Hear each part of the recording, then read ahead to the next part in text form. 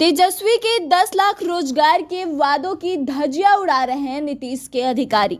जी हां, आपको बता दें कि बिहार के मुख्यमंत्री नीतीश कुमार और उप मुख्यमंत्री तेजस्वी यादव राज्य के बेरोजगारों को सरकारी नौकरी देने के लिए बेचैन हैं। इसके लिए सबसे अहम चीज क्या है? सबसे अहम चीज है कि सरकार के पास खाली पदों की जानकारियां उपलब्ध हो। यह सूचना हो कि आरक्षण के हिसाब से किस वर्ग के लिए कितने पद आरक्षित किए गए हैं।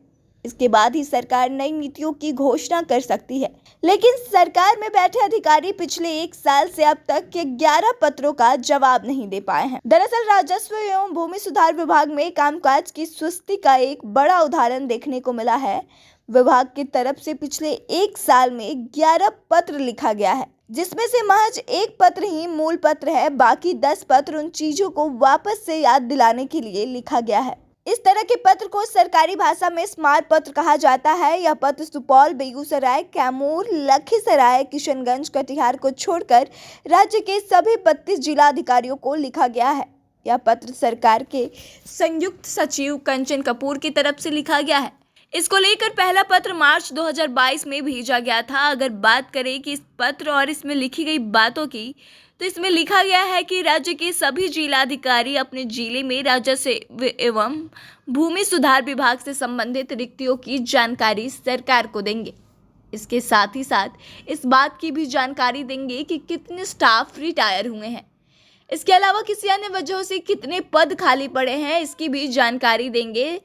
लेकिन इसका पहला पत्र मार्च 2022 को ही भेजा गया था, जिसमें खाली पदों के बारे में 1 सप्ताह के अंदर जानकारी देने की बात कही गई थी। लेकिन इसके बाद भी सरकारी अधिकारियों ने नहीं जानकारी दी है, जिसके बाद अब तक कुल 10 स्मारक पत्र लिखे जा चुके हैं। अंतिम पत्र 3 फरवरी 2023 को लिखा गया है, लेकिन अब तक इसको लेकर कोई जवाब वहां से नहीं आया है। इधर दूसरी ओर इस पूरे मामले को लेकर अब यह सवाल उठने लगा है कि क्या सरकारी महकमे में बैठे अधिकारी मुख्यमंत्री और उप मुख्यमंत्री की बातों पर भी ध्यान नहीं देते हैं, या फिर उनके आदेशों का भी अनदेखी कर देते हैं। लेकिन इसके बाद भी अब तक कोई फास्ट रिएक्शन देखने को आखिर क्यों नहीं मिला? आपको बता दें कि वित्तीय वर्ष 2013-14 में हुई रिक्त के आधार पर पिछले साल 4,325 राजस्व कर्मियों की नियुक्ति हुई है। मतलब कि 2015 से 2022 के बीच में हुई चयन को अब तक भरने की प्रक्रिया शुरू होगी। सितंबर के बाद के स्मारक पत्र में मुख्यमंत्री नीतीश कुमार का भी नाम जोड़ा गया है कि 22 सितंबर 2022 को बैठक में मुख्यमंत्री के निर्देश दिए गए हैं कि नियुक्ति की कार्रवाई शीघ्र पूर्ण हो। इस पत्र के अंदर में यह भी बताया जा रहा है कि कृपया इसे सर्वोच्च प्राथमिकता दें। लेकिन अब तक इसको लेकर ना ही तो कोई जानकारी सामने दी गई है और ना ही इस तरह की हरकत करने वाले अधिकारियों पर किसी तरह की कार्रवाई। तो फिलहाल इस खबर में बस इतना ही। आगे तमाम ऐसी खबरों के लिए देखते रहें द इंडिया टॉप। धन्यवाद।